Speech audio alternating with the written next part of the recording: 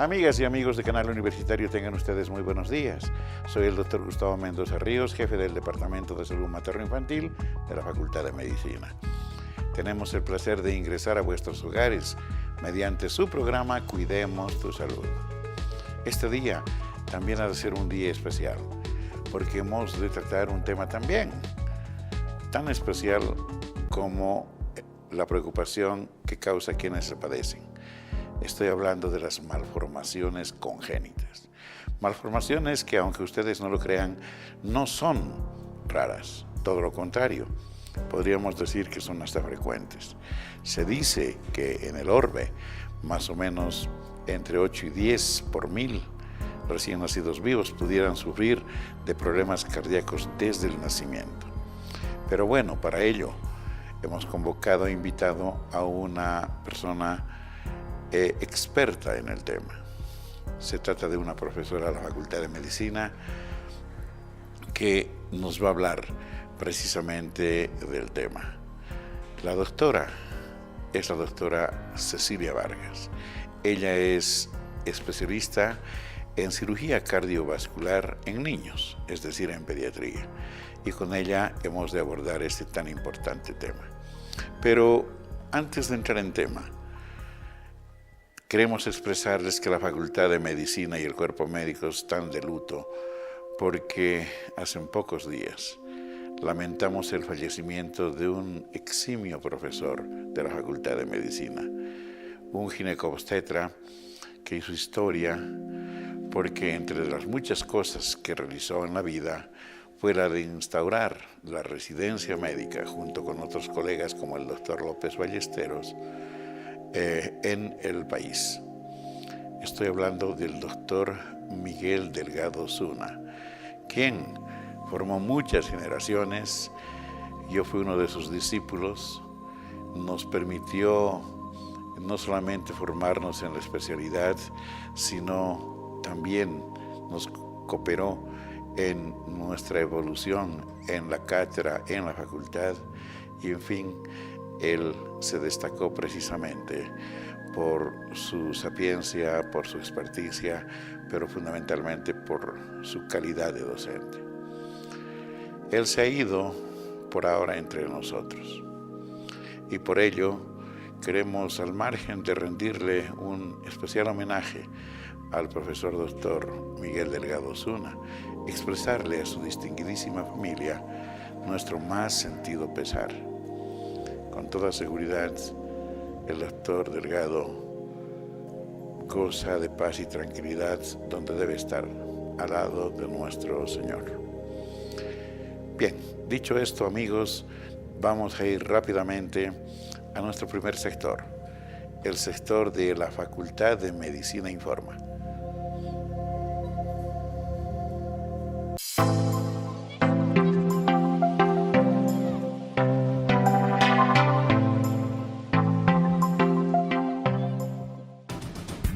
Amigos, en esta primera nota, ustedes observarán cómo la unidad de posgrado de nuestra facultad, que permanentemente trabaja generando diplomados, especialidades y maestrías, y hoy doctorados, ha realizado un acto precisamente de clausura y entrega de uno de sus cursos. Vamos a la nota, por favor. La verdad que para nosotros, como autoridades de la facultad, nos sentimos muy complacidos de ser partícipes de este homenaje que se lo tienen merecido.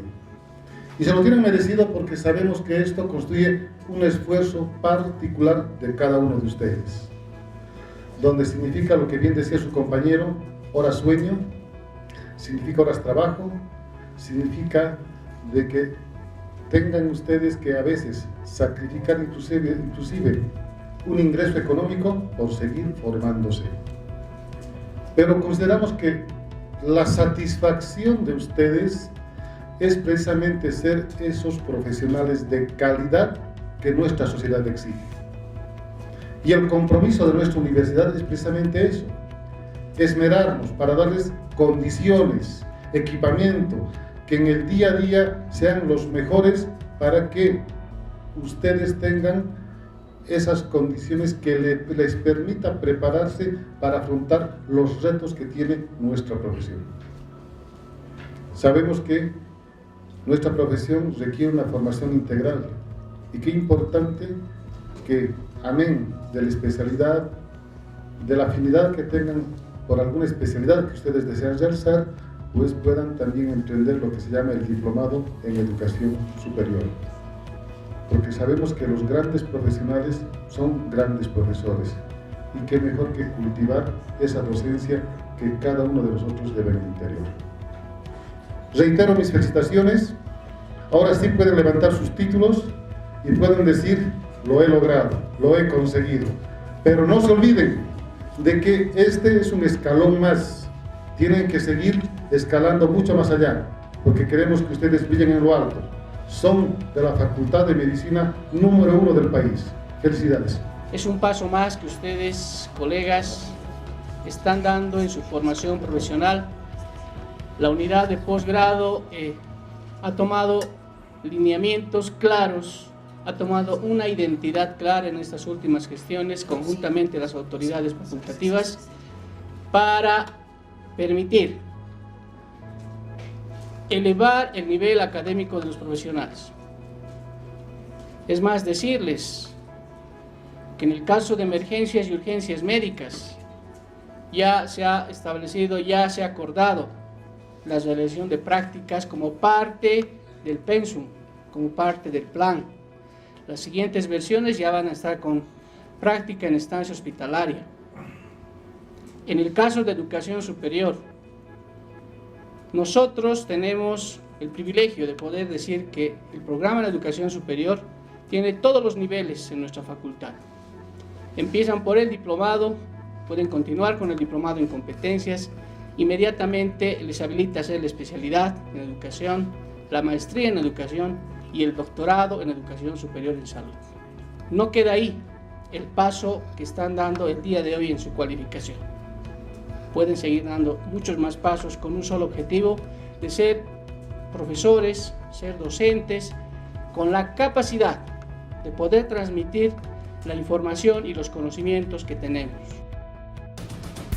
Amigos, en la Facultad de Medicina y concretamente los institutos de la Facultad de Medicina, el Instituto Boliviano de Biología de la Altura, el INSAD, el Instituto de Investigación en Salud y Desarrollo, y también el Instituto de Genética, se sometieron a evaluación externa por pares para acreditarse como institutos del más alto nivel de investigación. Tuvimos la oportunidad de compartir con los acreditadores externos. Ellos provenían fundamentalmente de Chile, de Costa Rica y también de la Universidad Católica de Bolivia. Vamos a la nota.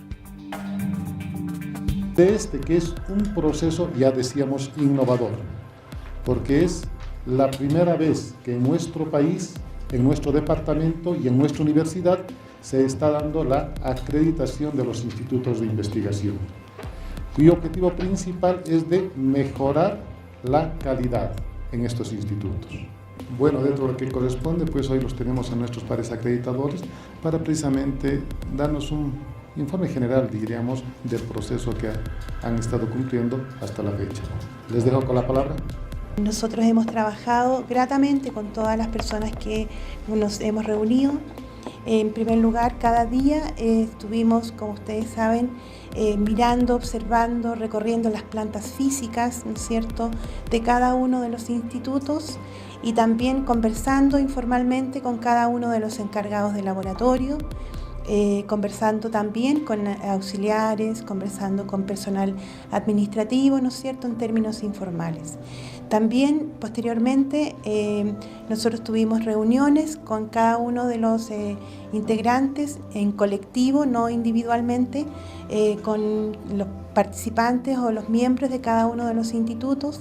En algunos tuvimos un pleno total de todos los personas que participan, digamos, en la institución.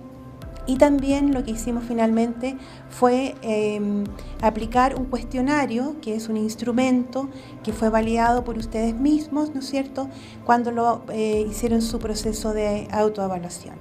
Posteriormente, lo que nosotros hicimos fue juntarnos, reunirnos en una sala en términos muy privados, para ir llenando aquel documento con un puntaje determinado. Finalmente vaciamos esa información y es una evaluación de tipo cuantitativa, ¿no es cierto?, donde hay puntajes por cada una de las áreas. Son 3 áreas fundamentalmente las que evalúa el instrumento. En cada una de ellas tienen un puntaje total y finalmente un puntaje global para cada uno de los institutos. Lo que nosotros vamos a hacer ahora es contarles básicamente un informe preliminar de, yo diría que son las recomendaciones generales para cada uno de los institutos. Les vamos a entregar a cada uno de ustedes, ¿no es cierto?, los encargados de los institutos, les vamos a entregar una carpeta con el resultado preliminar. Eso, yo quiero recalcar un poco eso, en donde aparecen los puntajes, los gráficos y finalmente las recomendaciones, ¿ya? Quiero decir también que ha sido un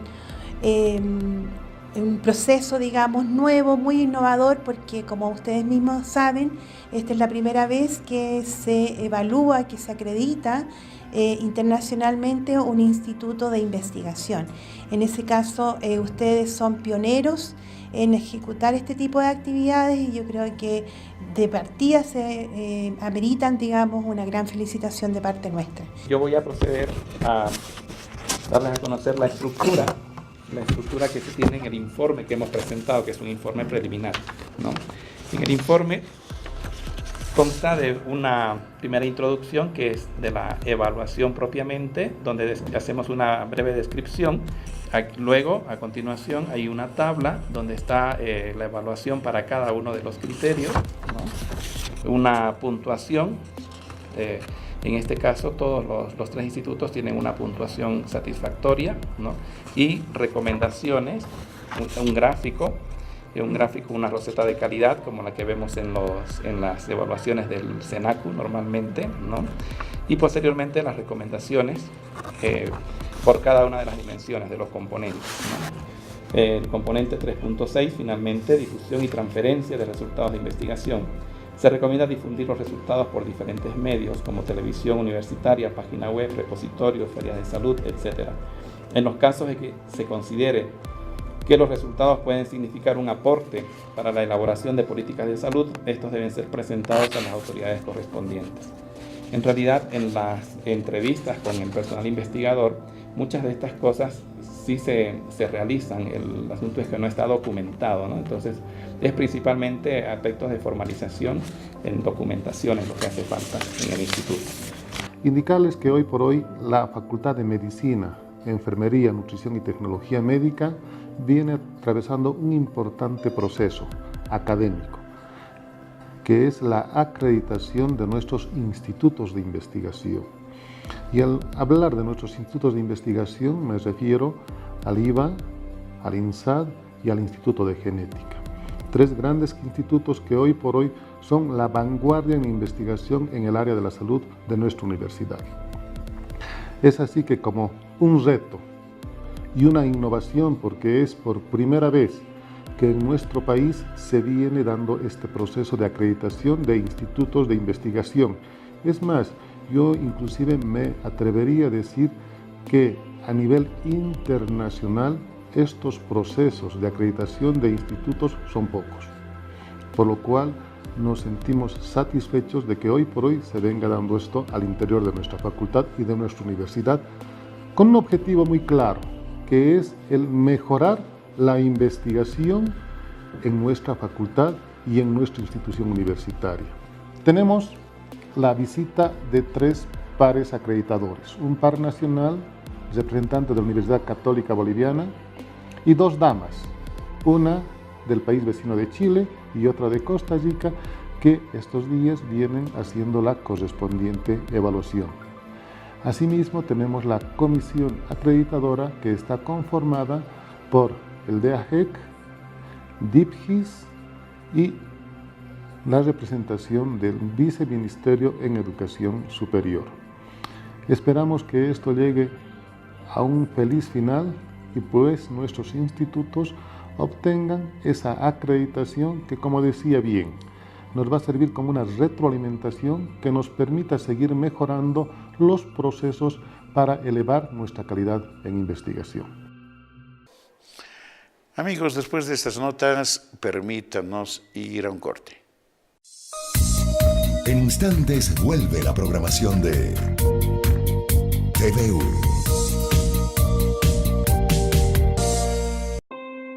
El Instituto de Genética de la Facultad de Medicina de la UMSA es la unidad académica de excelencia con capacidad para planificar, ejecutar y evaluar proyectos de investigación, contribuyendo en la solución de los principales problemas de salud relacionados con la genética humana. Es así que proponiendo e implementando acciones de prevención, diagnóstico, asesoramiento de etiología genética y congénita, apoyada con tecnología avanzada, el Instituto de Genética está en la vanguardia de investigación en problemas de genética en nuestra población. La unidad de posgrado de la Facultad de Medicina, en sus 4 ramas, ofrece cursos de formación especializada en doctorado en educación superior en salud, maestrías, especialidades y diplomados, con estrategias tecnológicas, innovadoras y altamente estructuradas para un ejemplar desempeño. Mayores informes en la página web posgrado.fment.umsa.bo o al teléfono 261-2387. Unidad de posgrado, calificando profesionales. Continúa con la programación de TVU.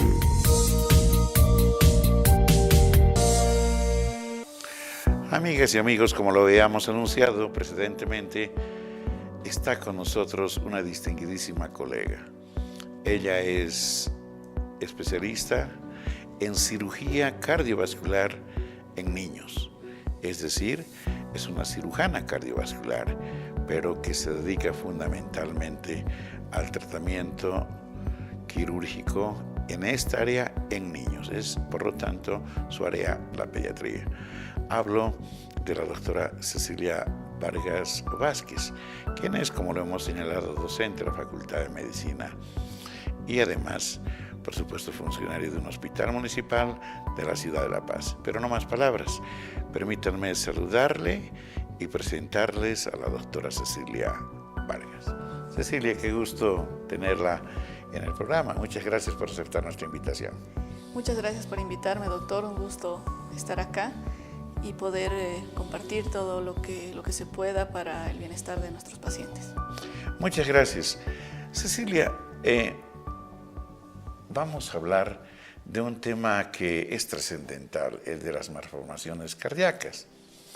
Fíjese usted, y para la población, las malformaciones en el ser humano no es cosa rara. Nosotros encontramos en las maternidades entre el 2 y 4% de malformaciones que afectan a los recién nacidos. Lo que pasa es que la inmensa mayoría de estas malformaciones no tienen trascendencia. Pueden vivir aún sin merecer ningún tratamiento. Por ejemplo, hay apéndices preauriculares, como pequeñas verruguitas con las que nacen los niños.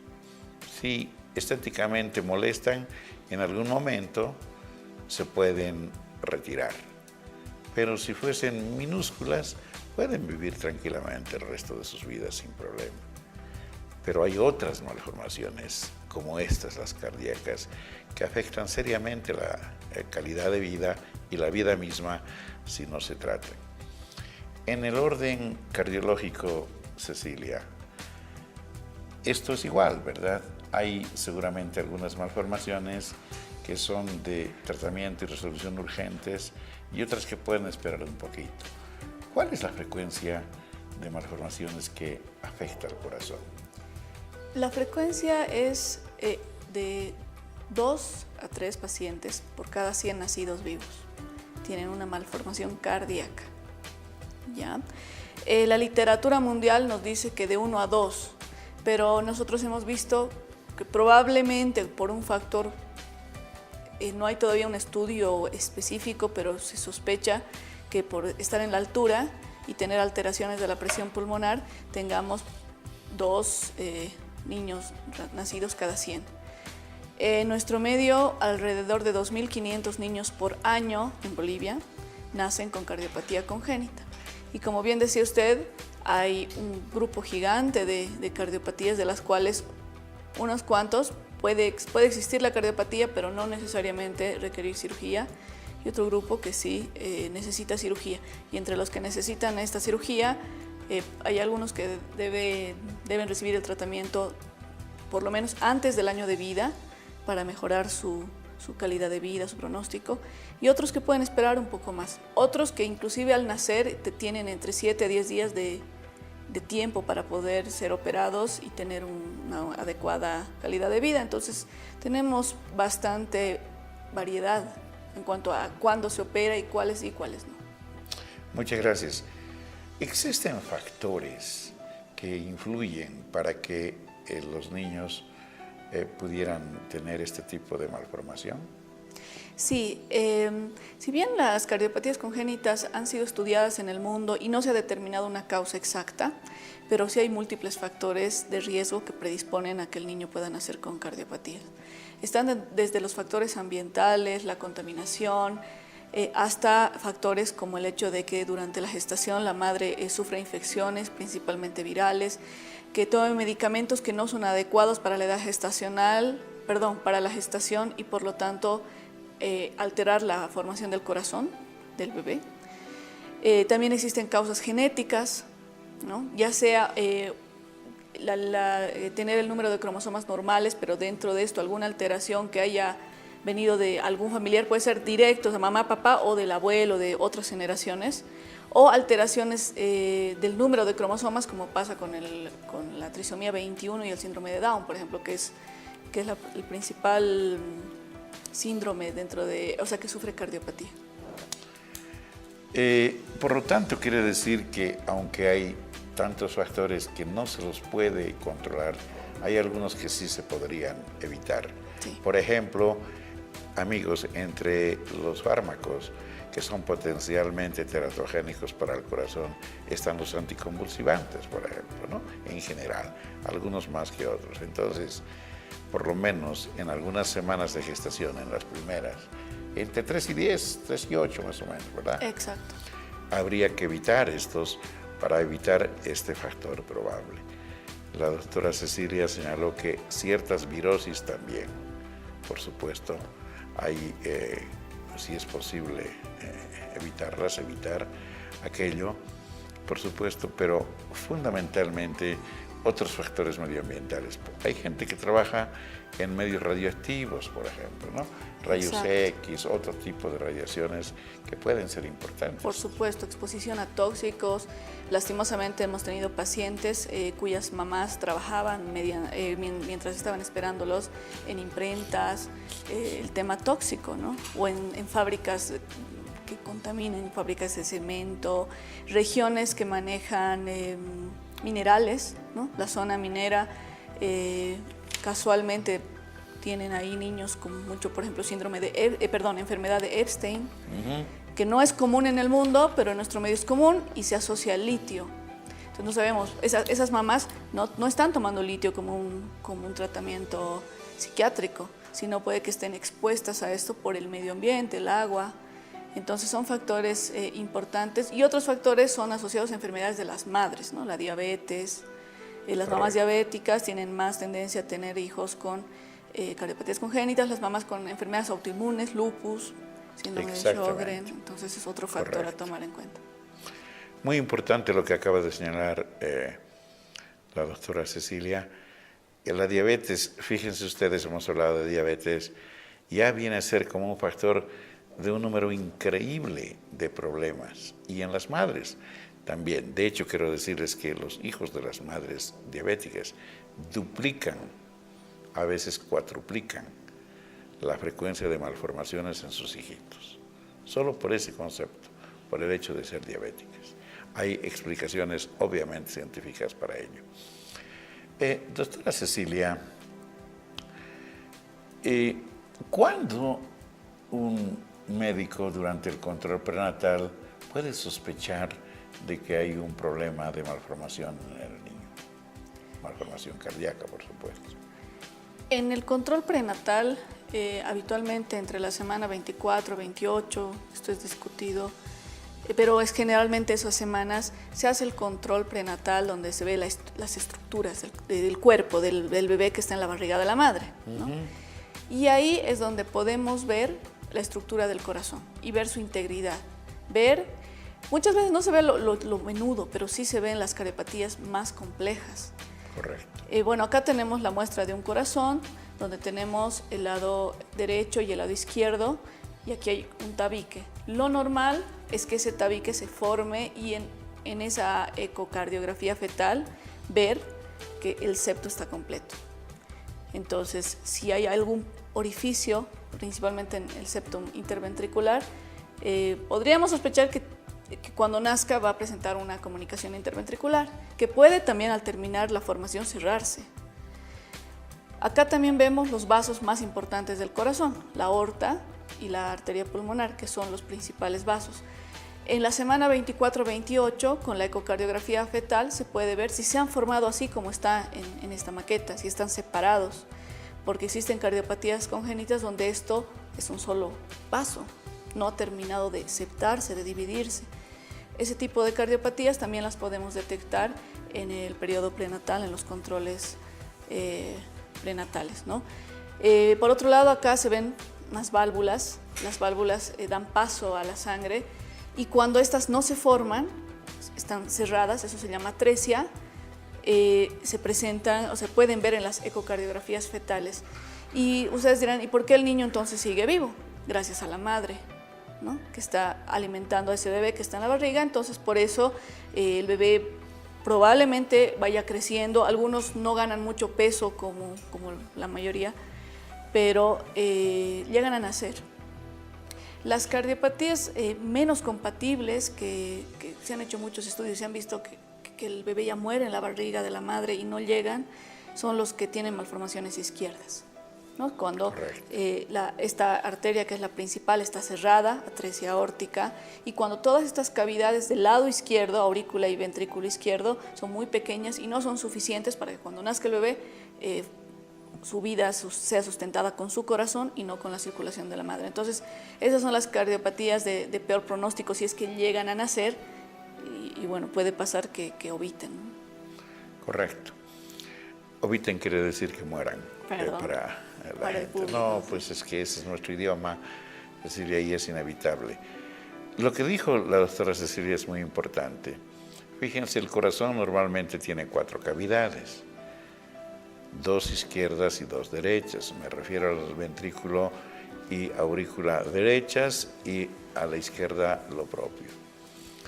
Ocurre que estas cavidades son independientes y están separadas, para decirlo groseramente.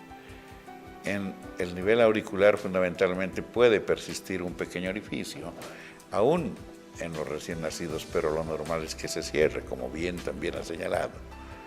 Esto, si es mínimo, a lo mejor no se detecta, pero si es grosero, entre las 24 y 28 semanas, como bien señaló la doctora, se puede determinar si hay problemas en la conformación morfológica del corazón, de este músculo.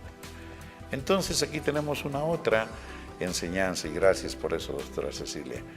Nosotros decimos que en el screening de malformaciones, entre la semana 11 y 14, otros dicen 11 y 13 nomás, no hay problema, debemos hacer el primer rastreo, ¿no?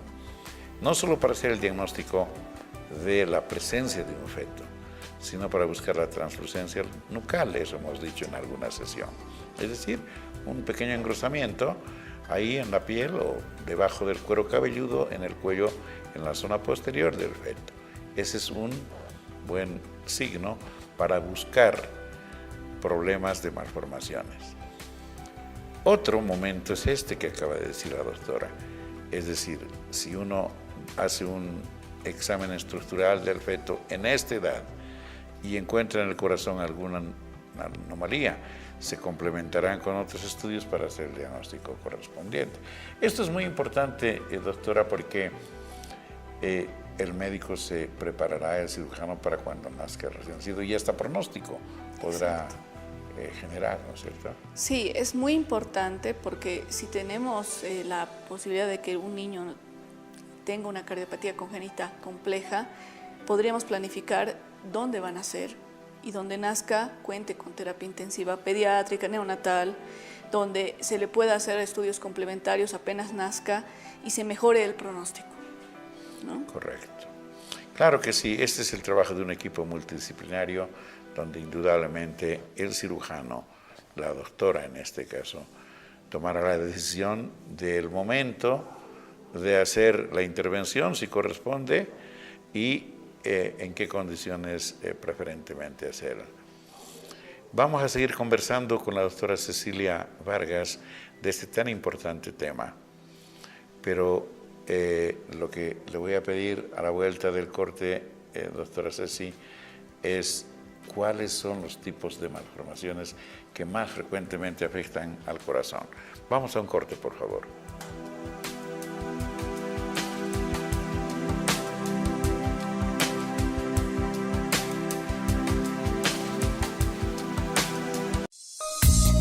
En instantes vuelve la programación de TVU.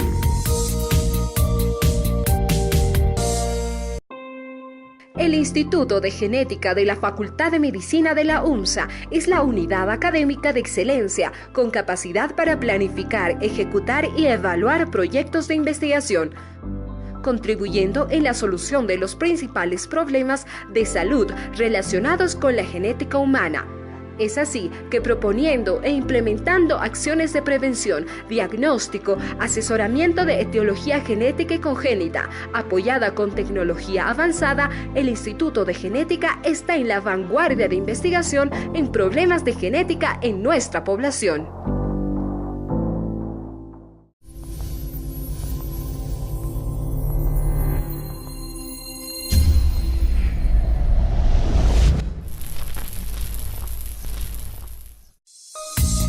Continúa con la programación de TVU.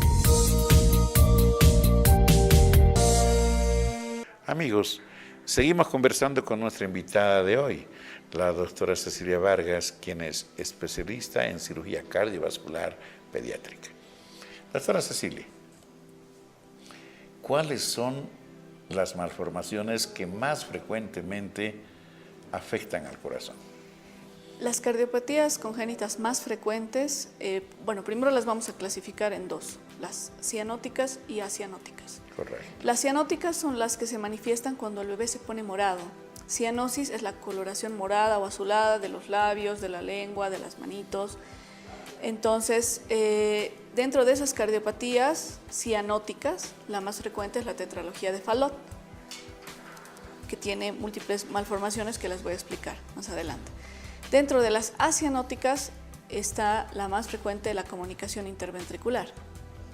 Ahora, en global, en nuestro medio, ¿qué es lo que hemos encontrado en frecuencia? Primero, comunicación interventricular, que es un agujerito entre estos dos ventrículos. Este es el ventrículo derecho, este es el ventrículo izquierdo, y aquí, entre ambos ventrículos, hay un tabique. Así es.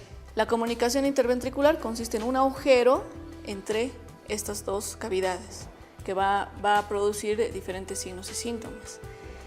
En frecuencia, en nuestro medio, después de la comunicación interventricular, está el ductus, el conducto arterioso persistente, que es un conducto que va a unir esta arteria, la aorta, con la pulmonar, un conducto que cuando el bebé está en la barriga, eso debe estar abierto, porque gracias a eso puede nutrirse, puede crecer, pero cuando el bebé nace, eso se debe cerrar. Cuando no pasa eso, ya se transforma en una cardiopatía congénita, que es el conducto arterioso persistente.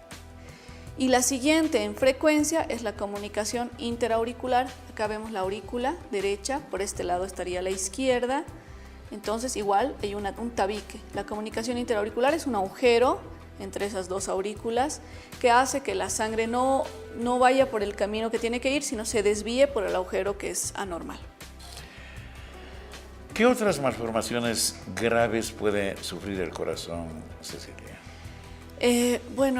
Les había explicado al hablar ya empezando con la clasificación de cardiopatías de las cianóticas y acianóticas, y habíamos dicho en las cianóticas la tetralogía de Fallot.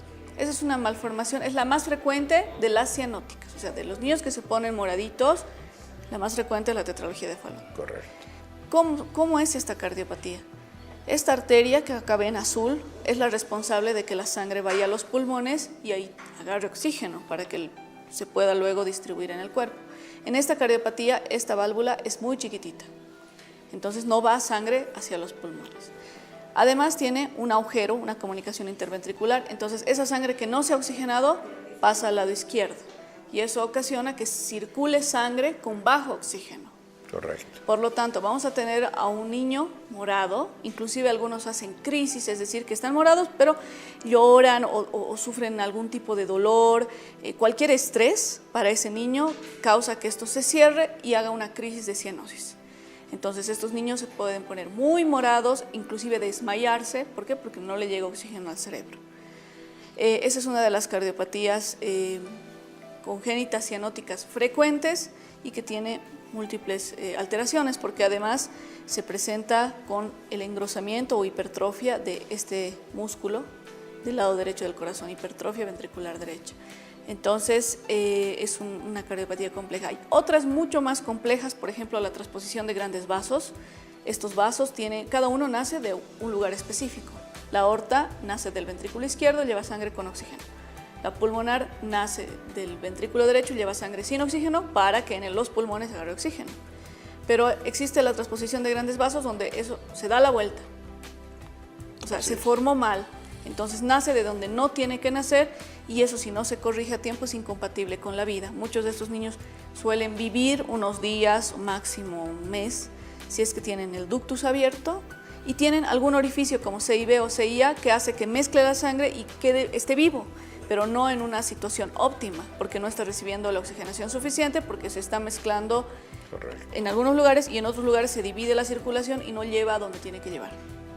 Correcto. Amigos, lo que acontece es que la circulación dentro del útero predominantemente se logra gracias a que la aorta y por este ductus pueda circular la sangre por todo el cuerpo, porque el pulmón no necesita mucha sangre. Entonces, la cantidad de sangre que viene es mínima hacia los pulmones, pero cuando nace el bebé se debe cerrar este conducto. ¿Para qué? Para que el corazón izquierdo, ventrículo y aurícula izquierda, el ventrículo fundamentalmente, bombee sangre a todo el cuerpo y al retorno, por el lado derecho, la arteria pulmonar vaya al pulmón y oxigene y esto prácticamente se mantenga toda la vida. Cuando hay orificios, como ha señalado muy bien la doctora, en cualquiera de los niveles se producen mezclas que afectan terriblemente al feto y conspiran con su vida, su crecimiento, su desarrollo, etcétera, etcétera, como perfectamente bien ha señalado. Entonces, pero adicionalmente, doctora Cecilia, las válvulas también pueden afectarse, ¿verdad? Por supuesto. También existen malformaciones valvulares, es decir, las válvulas son como unas puertas, ¿no? Entonces, entre la aurícula y ventrículo está una válvula que es en el caso izquierdo la mitral y en el caso derecho la tricúspide. Entonces, la sangre pasa por ese lugar y es una puerta que se abre, pero esas válvulas pueden malformarse y estar cerradas. Entonces, una puerta que no permite el paso de sangre por el camino que debería. Eso se llama atresia. Correcto. ¿No? Entonces, hay atresias del lado derecho, tricuspidias, o del lado izquierdo, mitrales. Por otro lado, también se pueden afectar las válvulas de los vasos, ¿no? Les reitero, las válvulas son como unas puertas que dan paso a la sangre, que pueden estar cerradas, como la atresia, muy abiertas, insuficiencia, o no se abren cuando se deben abrir, o se abren poquito, las estenosis.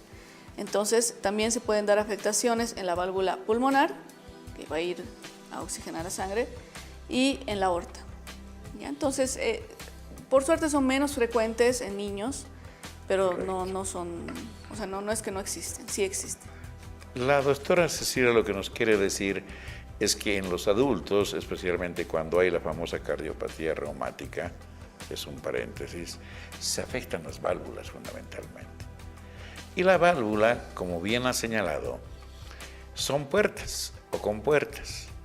Cuando se contrae, por ejemplo, el ventrículo izquierdo, derecho, estas válvulas se cierran para que la sangre no vaya para atrás, para la aurícula.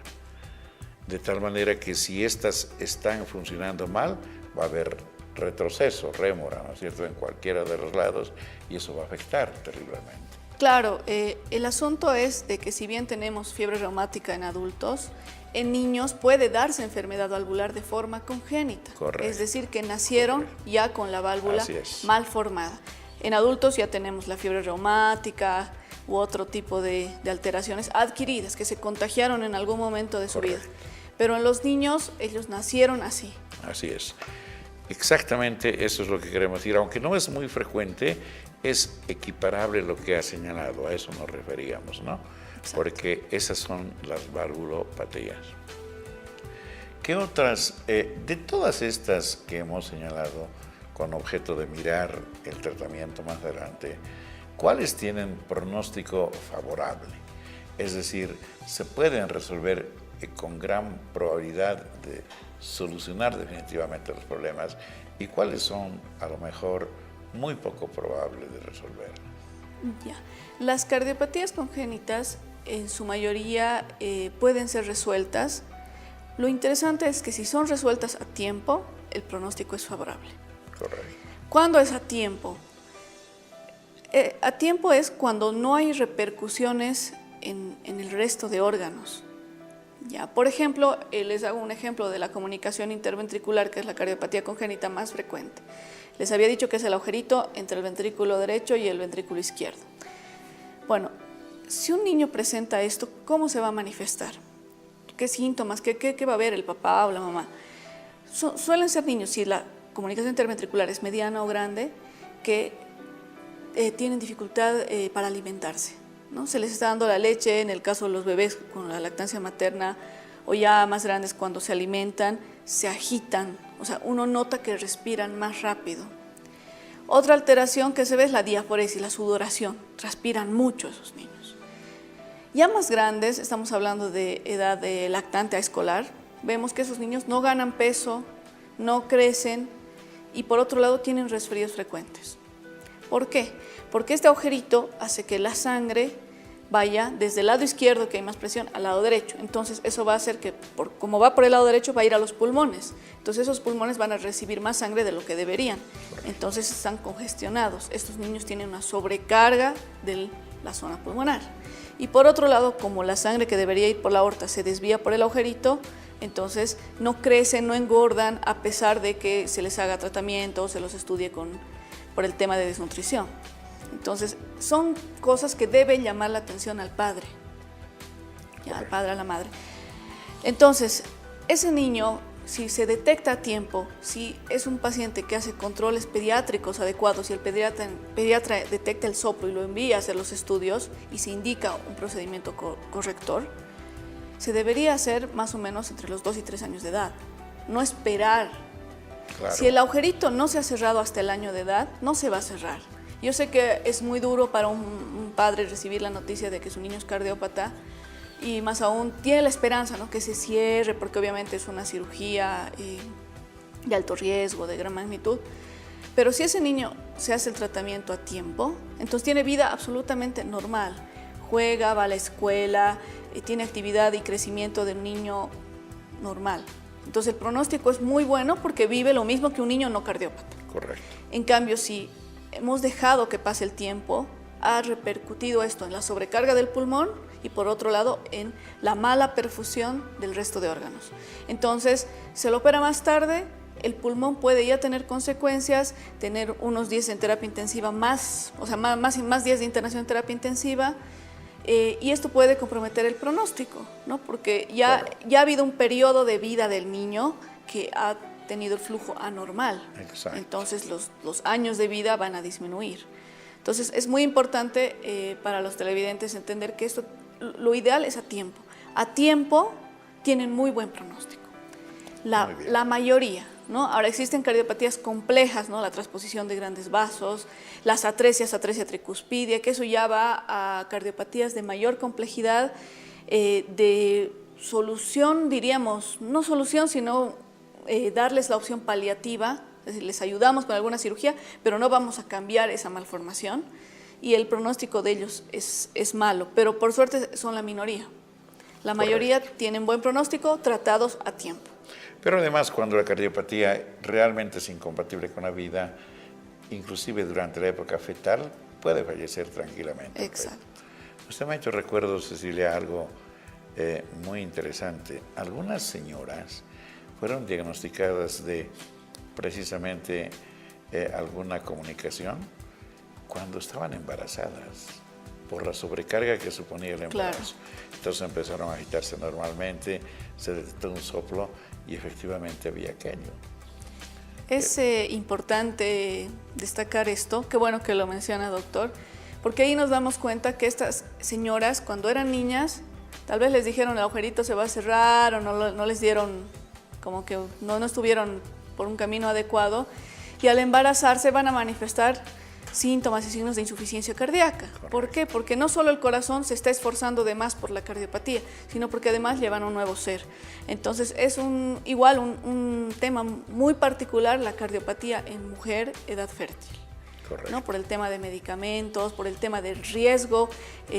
Habitualmente estas señoras no van a un parto normal por el esfuerzo, ¿no? Tienen que ir a cesárea, o sea, ya es un camino especial, diferente, por no haberse tratado a tiempo. Amigos, hemos de seguir hablando del tema con la doctora Cecilia Vargas, profesora de nuestra facultad, pero ahora vayamos a un corte.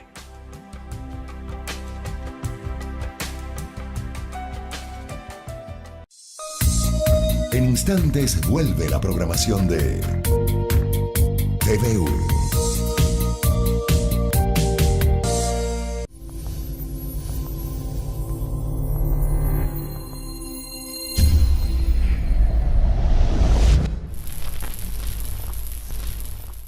La unidad de posgrado de la Facultad de Medicina, en sus 4 ramas, ofrece cursos de formación especializada en doctorado en educación superior en salud, maestrías, especialidades y diplomados, con estrategias tecnológicas, innovadoras y altamente estructuradas para un ejemplar desempeño.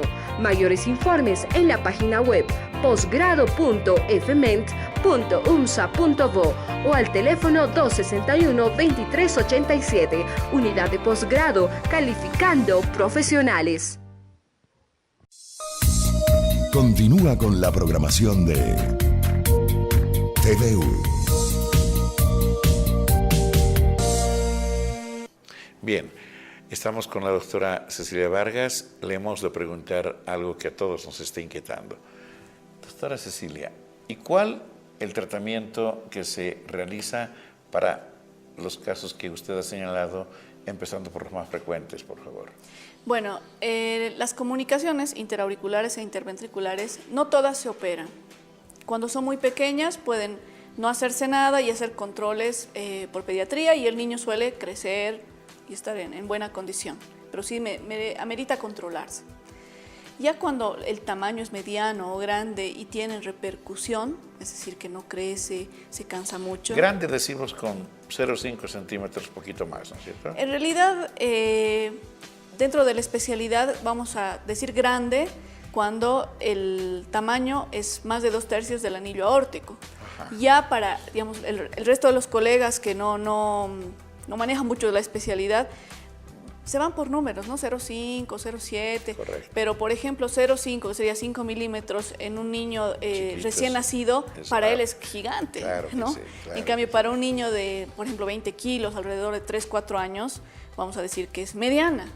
Entonces, por eso también la particularidad de la especialidad pediátrica, claro, ¿no? Porque no es lo mismo el paciente grande, que no va a cambiar su anillo, su aorta, el tamaño de su cuerpo y su corazón no va a cambiar, a diferencia del niño que progresivamente va cambiando, ¿no? Perfecto, gracias. Perdón la interrupción. No hay problema. Entonces, cuando la CIB o la CIA es grande o mediana, requiere tratamiento y generalmente es quirúrgico. Sí contamos en nuestro medio con este tipo de cirugías. Es una cirugía que se hace a corazón parado y a corazón abierto, habitualmente por esternotomía, es decir, una incisión acá en el pecho.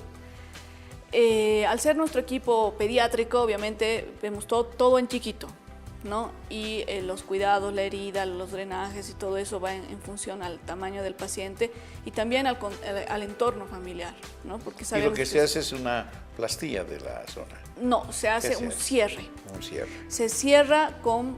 hay diferentes métodos para cerrar. Nosotros generalmente usamos pericardio autólogo, es decir, el corazón, como lo ven aquí, esta es una maqueta muy buena que tenemos. Tiene alrededor una membrana que se llama pericardio, todos la tenemos. Entonces usamos la membrana del pericardio del propio paciente para cerrar el agujerito. ¿Ya? Esa es la forma en la que se hace la cirugía. En el ductus la cirugía se hace por el costado, para ser un poco gráfica les diría por el lado izquierdo donde está el huesito de la espalda. Se hace una incisión donde por la parte de atrás llegamos al ductus sin tocar el corazón sigue latiendo, no se para, no se hace nada. Fuera del corazón encontramos el ductus y lo ligamos generalmente. Aclararles de que, por ejemplo, la cirugía de ductus, que es muy frecuente en nuestro medio, es de un posoperatorio corto, generalmente de muy buen pronóstico. Yo sé que para la teleaudiencia les aclaro esto porque los papás se asustan. No dicen cirugía, le va a doler, cómo es la herida. En general son heridas digamos, lo más pequeñas posibles. Trabajamos con anestesiólogo capacitado en este tipo de cirugías cardíacas para que el dolor sea mejor manejado, no solamente durante la cirugía, sino en el posoperatorio. Son niños, no es lo mismo que en un adulto. Entonces, decirles que esto sí se puede hacer, y lo bueno es que cuando se operan ya después tienen una calidad de vida fantástica. Correcto. ¿No? Y hacen la actividad de un niño normal y eso es algo extraordinario. ¿A qué edad se sugiere cuando persiste el ductus operarse? Esto va a depender de la repercusión hemodinámica. Es decir, si afecta demasiado, inclusive los operamos recién nacidos. De acuerdo. Prematuros son los que con más frecuencia tienen, entonces si el niño tiene muchos signos, muchos síntomas, vemos que repercute mucho en su presión pulmonar, los operamos inclusive recién nacidos. En el caso de CIA y CIB hay edades más marcadas. Por ejemplo, en CIB se indica que no vaya más allá de los 2 a 3 años. O sea, antes de que cumpla esa edad debería operarse para tener mejor pronóstico. En el caso de la CIA, las aurículas son como que toleran mejor. Entonces nos da un rango de hasta los 4 o 5 años de forma ideal, ¿no? Para que ya tengan después un buen pronóstico en el resto de su vida. Muchas gracias, Cecilia. Infortunadamente el tiempo transcurre inexorable. Queremos agradecerle en nombre de nuestra audiencia, por supuesto, su brillante participación. Quisiéramos también comprometerla para una siguiente oportunidad para hablar de un tema tan importante como este. Y bueno, decirle a la gente que todo lo que señaló la doctora Cecilia Vargas es posible de realizar en el medio. No necesitamos de más condiciones que la decisión y la consulta oportuna, la remisión del pediatra en su caso o de la familia cuando se detecten estos síntomas que bien ha señalado, de tal manera que se pueda brindarle a los niños una calidad de vida tan buena como de quien no sufre la cardiopatía. Muchas gracias, Cecilia. Muy gracias amable. por invitarme. Muchas gracias. Bien, amigos, esto es todo por hoy. Queremos nosotros aprovechar este momento para volverles a reiterar de que el mayor tesoro de una familia indudablemente son los hijos, son los niños. Hay que vivir con ellos y aprovecharlos. Gocen, disfruten de la compañía de los niños. En verdad, su vida se va a hacer mucho más alegre y a lo mejor llevadera. Los niños no son adultos enanos, son niños. Y por eso mismo, la forma como estos se comunican con nosotros es distinta. Los niños aprenden de nosotros. Los valores los transmitimos nosotros, no hablando, con nuestra conducta cotidiana. Evitemos la violencia con los niños.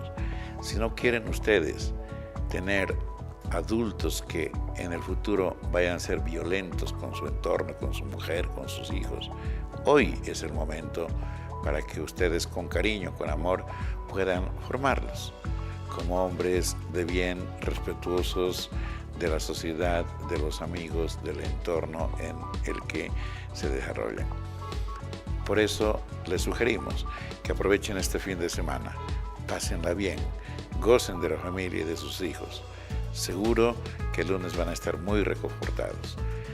Dicho esto, me despido hasta la siguiente semana. Muy buenos días.